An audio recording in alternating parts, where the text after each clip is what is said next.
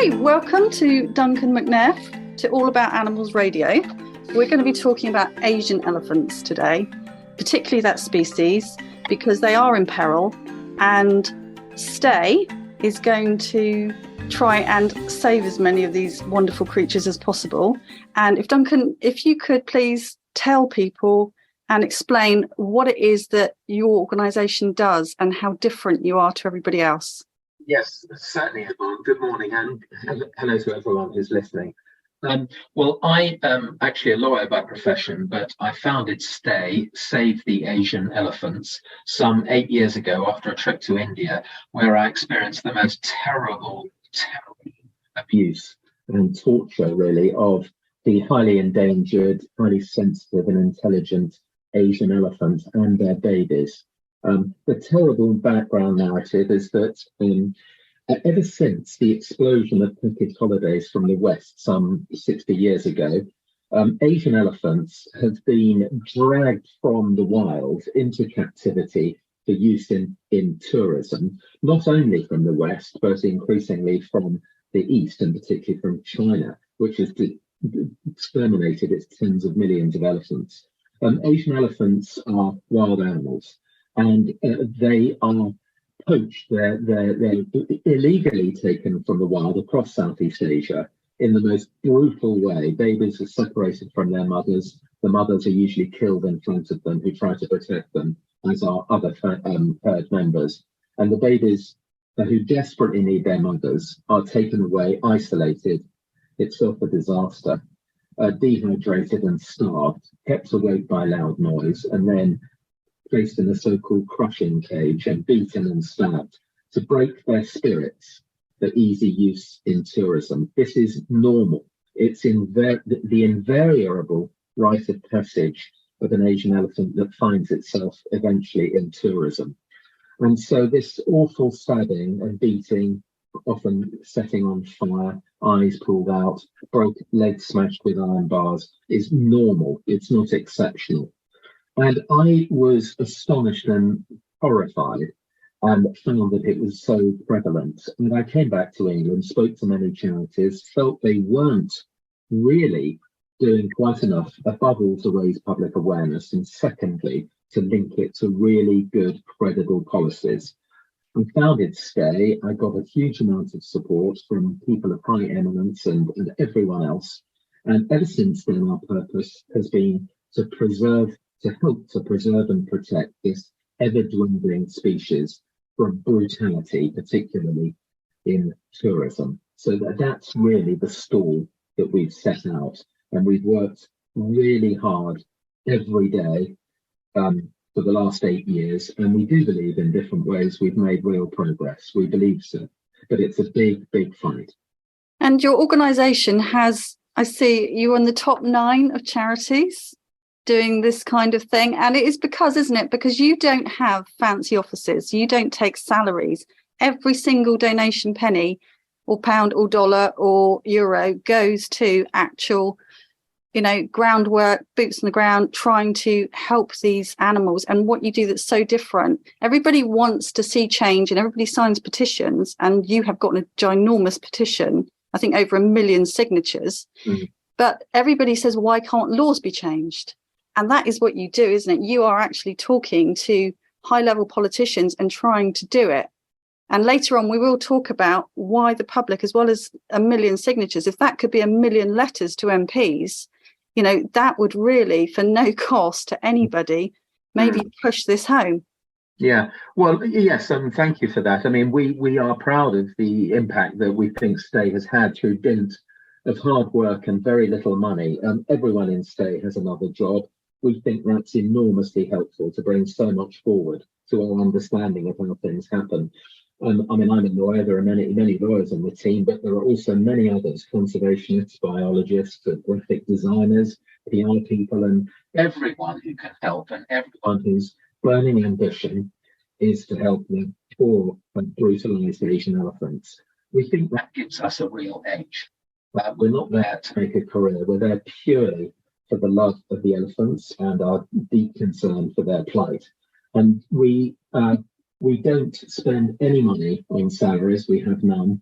We spend nothing on expensive offices or on car parks or pension funds or first-class travel. We have none of that. We don't need it. We do need money. We are desperate for money to help our machine keep going. But virtually all the money goes to our front line, and we think that's important because in these days of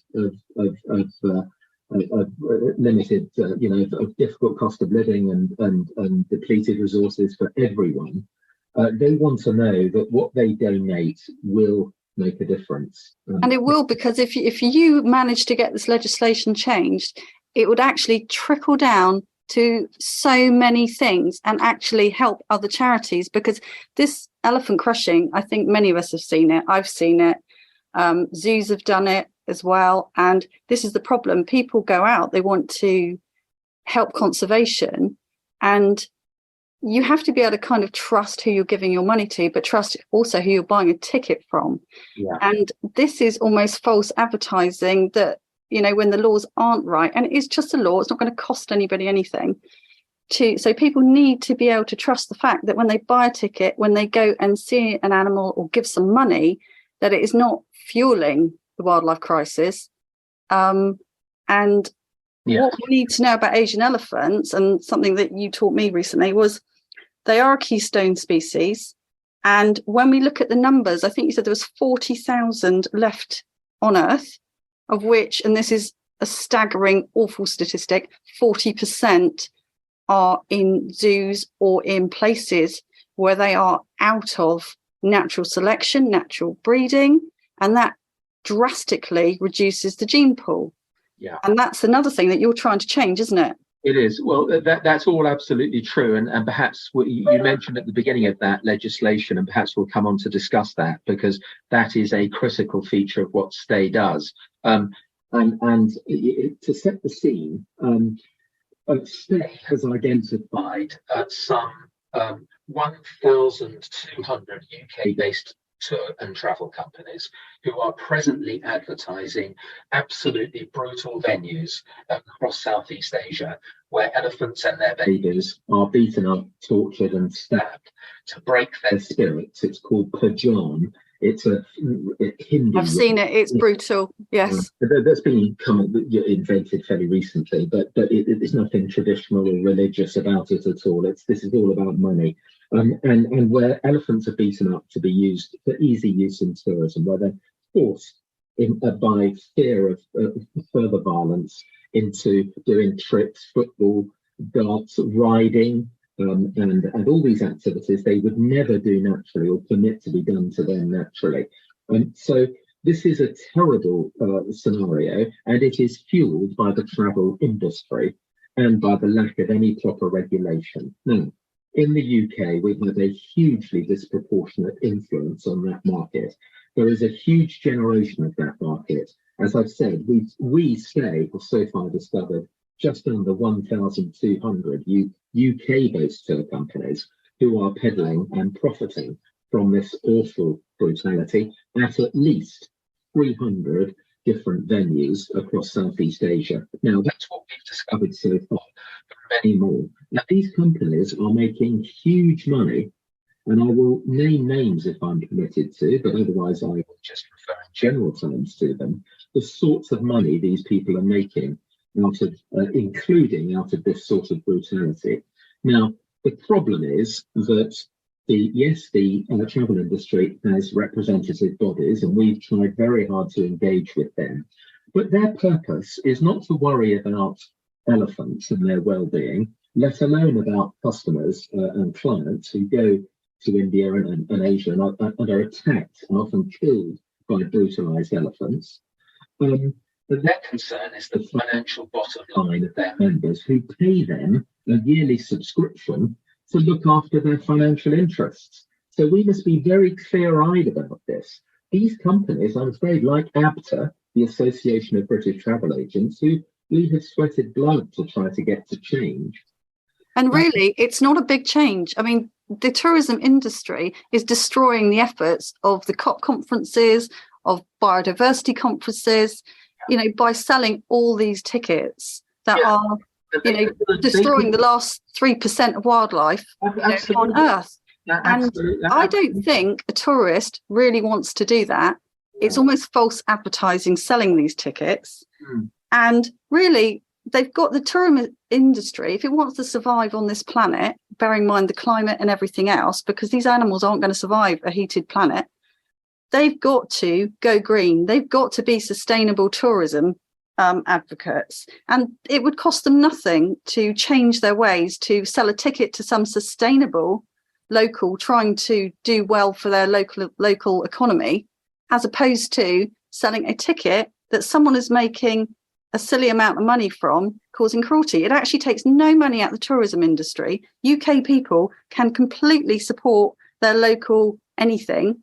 It's just knowing and being fair to people when they're buying that ticket, isn't it? That's right. Let me just chip in, because the purpose of S.T.A.E. is not to end elephant tourism. It is to end unethical elephant tourism. We have been very assiduous in keeping records of proper, genuine sanctuaries where elephants can express natural behaviour in a herd and be seen by paying customers, tourists, from a safe and respectful distance. There are places like that. We name many of them and we applaud them. We're not trying to stop them. We're trying to enhance and promote them. What we're trying to stop is this brutal practices at venues who care nothing for the elephants and are happy to see them beaten up and stabbed and all the rest of it for use in tourism. I've just come back from a trip to Thailand, a very harrowing and horrible trip, where we saw extreme brutality at various venues, enormous money being made, and quite unnecessary brutality when they have all the facilities and the money to turn those into genuine sanctuaries where elephants are seen from a distance, or, for example, from above in a raised skywalk, a walkway, where they can be seen from 50 feet above without being disturbed, without posing a threat, and often a deadly threat by provoked elephants to tourists. And where all is well and where the operators make money. We have no objection to that. We acknowledge that elephants are going to have to earn their keep, as it were. It's a expression. And so the idea peddled by the travel industry that S.T.A.E. is out for blood somehow to kill them off is utterly untrue. There is not a shred of support for that. You mentioned elephants as the keystone species. Yes. They are the super keystone species. This is why Prince William said we destroy them at our own grave peril. Why is that? Because they are, of course, the largest land mammal in the world, and they have a unique role in nature in balancing the planet's natural ecosystem. They are a keystone species in that they provide a balance for the provision of vital ecosystem services. They preserve by their natural activities and nourish the forests across all of Asia, upon which all of us depend, not just those thousands and probably millions of species, in fact, that live in the forests, but humankind as well, that depends upon clean air and the combating of our carbon footprint. And this is a free natural resource, isn't it? If we've got elephants covering about 15 kilometres a day, that is absolutely doing an amazing job that people on foot, they just can't do it. It's what the elephants eat. Elephants are extraordinary and wondrous creatures, and I read about them every day for 8 years, but I learned so much more all the time. But elephants, yes, they traverse enormous distances, sometimes even up to 60 or 80 kilometres a day, in search of other herds to crossbreed, to maintain genetic strength, to resist disease, also, of course, for new foodstuffs and places to feed. And they funny enough, they eat enormous amounts, but they don't digest about 60% of it. They don't digest. So in their droppings are all the seeds of many different plants and grasses and all the huge stuff they eat in the wild that they disperse over great distances to replenish the forests.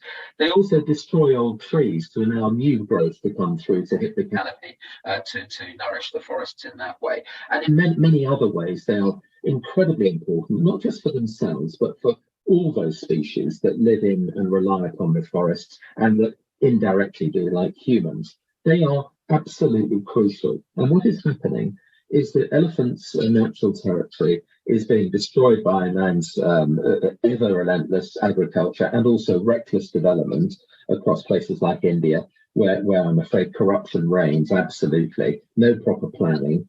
The ancient migratory corridors of the elephants, often used for up to 30,000 years, are being blocked and destroyed, preventing the elephants from wandering. And the collective effect of this, plus the endless plunder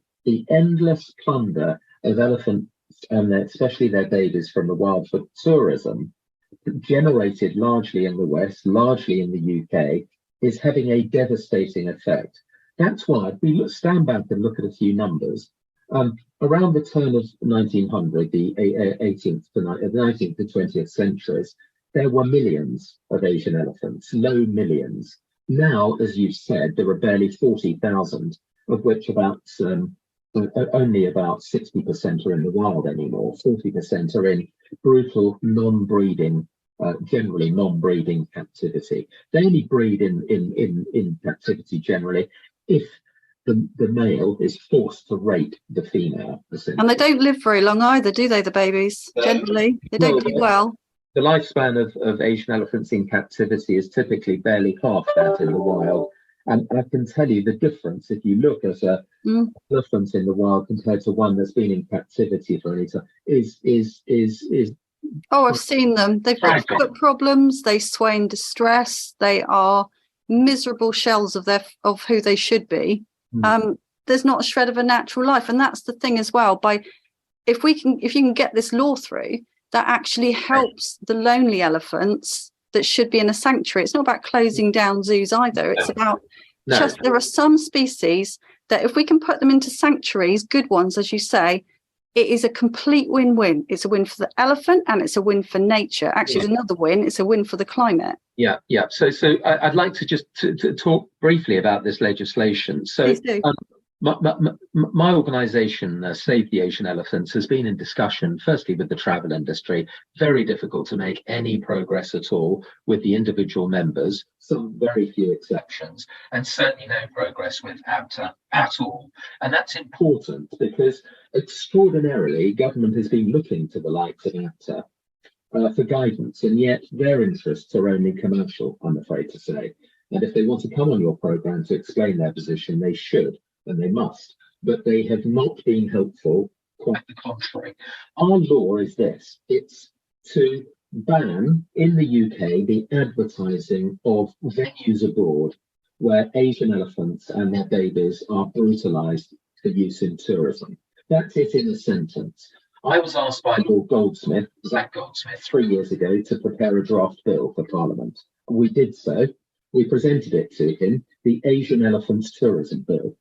Now, latterly in Johnson's administration, I've led about 25 meetings with Number 10 and its officials, and with DEFRA, our Environment Ministry, at a senior level. We have had abundant, endless promises that this law is going to come to pass.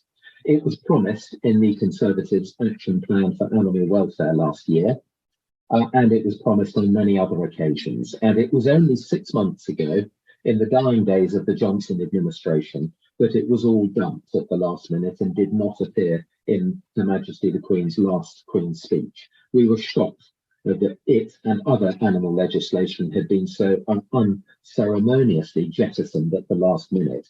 And it's a tragedy. And why did it happen? It happened, sadly, because a very small number of people with high influence close to the Prime Minister got him in a corner at a time when he was vulnerable and told him this is a very un-Tory thing to do, this sort of helping of animals. It's not on our list of anything of interest. And anyway, according to Jacob Rees-Mogg, who was crucially involved in this, together with Mark Spencer, another Conservative MP of influence, whether or not people go to see elephants that have been brutalised, beaten up, nearly killed in tourism is less important than freedom of consumer choice. That was their argument. I asked them to come forward and explain that publicly. Let's have a debate in the Oxford Union or in your constituency or anywhere else you like. They both said, we're too busy, we're not interested. Now, extraordinarily, Mark Spencer is now an environment minister in Mr. Sunak's government. Pause and think So about a lot of us need to be writing and saying, do you know what, over, I think probably something like 85% of the UK population would like to see animal legislation, because it's not taking a penny out of anybody's pockets. It's a democratic government, voting system supposed to be. Why is it that helping animals when it costs absolutely nothing is such a hardship? We do need an answer from politicians for this, because it's an act of kindness. It's nothing more. And it would go so long a way to helping the climate issues, which they've got a staggering huge mountain of things to get through. So if someone can do this, and I always think, why don't they ask charities for more help? Because it's free help and the expertise is already there. Yeah. And it actually costs everybody nothing. So yes, it's about time the politicians did say, what is it about animals that you can't bring yourself to do something decent for? It's a fair question. Many suppose that there are commercial interests at play, and certainly ABTA and the travel industry proclaim very publicly their effectiveness in parliamentary lobbying to get what their members want. And indeed, the travel industry is powerful, and it's got enormous reserves of resource to deploy on lobbying to get what it wants, and so on. And the way they've dealt with, I'm afraid, us and other groups is really appalling. And certainly, it's an extraordinary inversion of democracy that virtually no one has the whip hand over virtually everyone else. S.T.A.E's polls show that between 85 and in fact now getting to 95% of the British public strongly support S.T.A.E's new law to ban the advertising of brutal overseas venues where elephants are beaten up and nearly killed for tourism profits. How is it that this extraordinary state of affairs has come about, where even when government has backed proposed legislation, it's all dumped on its head by the intervention of 2 or 3 people at the last minute? There is plenty that can be done, and here's the next thing. There is indeed a private members' bill due for a second reading in the House of Commons. If everyone could note this, on the 3rd of February 2023. That's only 6 or 8 weeks away now, so it's very close at hand. And yet, the MP who is going to sponsor this bill, Angela Richardson, the MP for Guildford, is now a very junior minister. She's been promoted, so she cannot any longer promote that bill. We are trying very hard to find a member of Parliament who will do so. And it is a bill, we haven't seen it yet, it doesn't exist, but it's short and long titles are virtually an identical reference to what we S.T.A.E. presented to government at their request some years ago. And the narrative about it on Angela Richardson's website is identical to what we have been proclaiming. Now, she can't run it anymore. We're worried what will happen if it doesn't have a sponsor. So we want everyone to write to their MPs to tell them about this bill, to tell them to support it on the 3rd of February 2023. Now, it's only 5th in the order paper for that date, so it may not get a hearing unless government supports it, being a private member's bill. But it still has the opportunity to return some months following. And it's very important because whilst private members' bills rarely, but very rarely become law, they are a rallying point. They are a standard that is planted in the ground for everyone to gather round to support something within the heart of Parliament that we can all support and should. S.T.A.E. will be doing various things before then. We will be presenting our petition that will be nearly 1.2 million signatures, the biggest in world history. That is staggering. That is a huge amount. Yeah, to 10 Downing Street before then. We will also be sending a letter that's been supported so far by about 60 parliamentarians to the Prime Minister saying, "Boy, you should start getting behind this now." Your own previous government, of which you remember, was a huge supporter of what S.T.A.E. and millions of others are trying to do. Please support it. And there will be other things as well. We're delighted that the Daily Express newspaper is now are running a campaign in support of this. And we want people to support that as well. And above all, we want people to write in the form of a draft letter, if they wish, that they'll see on S.T.A.E's website, which is S.T.A.E.org.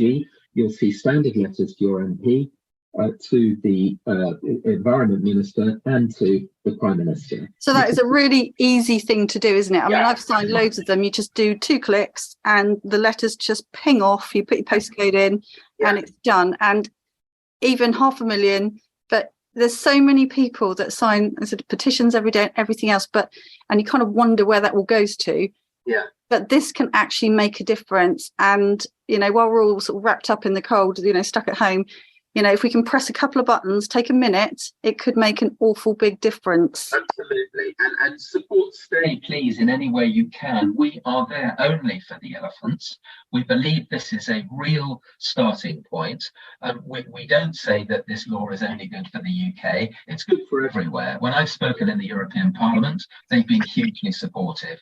I'm due to speak in America, and we're opening up an audience there. They are so far very, very supportive, as is Australasia, as even are the countries that are involved in abusing these elephants, because they're full of people who care for elephants, who recognise they are unique and that they are in desperate peril, especially the Asian elephant, whose numbers now are barely 5% those of African elephants. I think these days as well, where activists have got together in a sensible level around the world. I mean, you know, I talked to people in Canada, Miami yesterday, all over the place, and we all know about the certain places that literally are ruining things for everybody else. And if we can all come together, and I noticed as well, I will just bring in the elephants of Nong Nooch, if I can say that properly. You know, that was one place that I saw. You know, it's a hard watch, but I do encourage people to, you know, it really does bring it home why this is so important. You know, and people maybe can't even think, how can you brutalize an elephant? They're huge, won't they just squash you? Yeah. But it's one of those things and sadly you've got to kind of see it to believe it. I mean, go for it. Yeah. You mentioned Nong Nooch, and that is a microcosm of everything that is wrong with the current situation. And indeed, S.T.A.E recently interviewed a woman who some years ago was sitting with her sister at the front of a rodeo ring with her sister and father watching an elephant show at Nong Nooch, which is a huge a tourist resort with elephants and tigers in Thailand. And the elephants were being stabbed all the time, lots of babies being stabbed and abused to do tricks of all sorts. And one of the elephants was stabbed right beside them, and it rushed at them and shoved its tusk 3 or 4 times through her sister's chest and killed her. She died several hours later in her sister's arms. Now, roll forward, that was some 20 years ago. We spoke to someone else who 5 years ago witnessed all the horrors. I myself have now seen them 2 weeks ago at Nong Nooch. Nong Nooch, under a completely unregulated market, sends huge numbers of tourists, including many British tourists, one at least of whom has been killed. We think there are others, to this venue and make money out of brutality to elephants and desperate danger to humans, with no regulation at all, nothing. And this government here has done nothing, and shows all signs of doing nothing. We hope for better things from any future government, but we must deal with what we have at the moment. Now, with our law, that place would not be allowed to be advertised until it cleaned up totally. And it's got vast arrays of money. It's a huge place. It's turning over tens, if not hundreds of millions of pounds a year, brutalizing elephants. We saw, I think we saw 24 little baby elephants being beaten to go around the rodeo, dancing around, standing on their heads, throwing darts, you name it. We videoed the whole thing. It's a tragedy. And the terrible thing is, Nong Nooch is awful, not because it's unique, but because it's typical. And if we want to see, it's so awful to think these may be the last elephants that anyone will see. And after millions of years of this ancient species, this is the last of the elephants that we will ever see. and to be degraded in such a way. And when you say stabbed, I just say to people, this is a bull hook. This is literally a sharp implement with a hook, and they don't hold back in how they use them. I mean, you can see the scars on these elephants, and it really is brutal. It has to be to stop a big elephant, but in the end they get driven mad and they don't care, and they just will go for people. And there's been plenty of caretakers squashed by elephants. And we've got it's violent. Yvonne, we've got data, very strong data, it's unchallenged, of some 750 people who have been killed by attacks by brutalized elephants provoked beyond their endurance in captivity, in tourism, and 1,000 who've suffered catastrophic injuries like crushed chests, crushed heads, and the rest of it. And the travel industry rolls on regardless. And I'm afraid to say what S.T.A.E. is now trying to deal with is the legacy of decades of concealment and abuse, because you might see happy pictures of elephants rolling across beautiful tundra with a few people on its back. It's not like that. These are elephants that have been brutalized. They often drop dead through exhaustion, toiling up steep hills in the burning sun with no access to water or food or shade, and where as you say, their feet are often burned by having to walk hours daily when ill and injured on tarmac, boiling tarmac in India's burning sun, and so on, and also covered in wounds, stabs, broken, elephants forced to work till their dying day, and in festivals and temples as well as. It is absolutely brutal, and people don't realise that concrete is horrendous for elephants' feet. It causes all kinds of pain, and really, it's no different from seeing a dog beaten on the street. If you wouldn't be happy seeing it. So if you can see an animal in a place where it's not supposed to be, the alarm bells have got to ring. And I'm a little bit surprised at the holiday insurance people as well, because they're selling insurance to people to go off to all these places. And, you always got to tick a box. Are you going to ski? Are you going to do this? Are you going to do that dangerous sport? Yeah. But actually, they've got to cover the people going to these places that are unregulated. It's a whole can of worms, isn't it? Yes. Well, I'm very surprised that people can any longer get insurance to protect themselves against injury from elephants, given that it's now increasingly well known that these places are often extremely dangerous. Elephants are wild animals. Indeed, under the UK Secretary of State's Modern Zoo Practices Protocol, which lists all animals in zoos, at the very top, the most dangerous animals categorised are lions, tigers, crocodiles, and elephants. Now, would you, a tour company, send someone off to a resort in Africa to stroke lions and to cuddle them, or to stroke a crocodile or an alligator, for example, in the way that they do across Asia with Asian elephants? Elephants are extremely dangerous. They're only suppressed by the fear of more brutality from attacking. They're not, and they do flare up. And that's why we have lists of hundreds of people killed by brutalized elephants. And yet the tour company are cheerfully sending them off under attack of misrepresentations. And I, as a litigation lawyer, know the great peril they're running their businesses in this way, and without regard to the safety and well-being of their paying customers. Exactly. And there's people with their families going, and, I wouldn't want to risk my children doing something like that.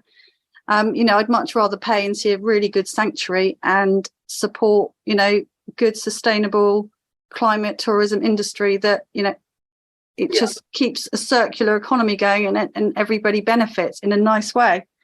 Well, at Nolnooch, you see children shoved in elephants' mouths just above their tusks. They run around. The elephants run around with the child in its mouth on concrete and tarmac for money. And actually, we videoed elephants, huge tusken elephants with tusks about 10 feet long, swinging right in front of the faces of huge numbers of school children, just so the children can put wads of money into the elephant's trunk to pass to the owners. It's all ruthlessly about money and desperately dangerous. And if anyone wants to challenge us about this, we've raised these matters with hundreds of UK tour companies, most of whom are members, and we have had very little worthwhile response. Some have apologised and some have changed. And it would be lovely, wouldn't it? Because we're not trying to take away their business. We're just trying to have a sit-down conversation and say, do you realise, because this wouldn't, if you had a poster advertising your business holiday with the image of an elephant being hurt on it, it's not going to sell many tickets, and yet that's the real picture, isn't it, of what you're selling. So perhaps if you could just change and be sustainable and sell a ticket to a venue that promotes elephant care, everybody's happy. Everybody can still make money, everybody can still go on holiday. Absolutely. And the elephants don't suffer, and it's as simple as that, isn't it? Absolutely, and several have done that. And the oddity is that you think, why on earth would anyone want to squander its resources, elephants, by brutalising them into an early death? Why can you not?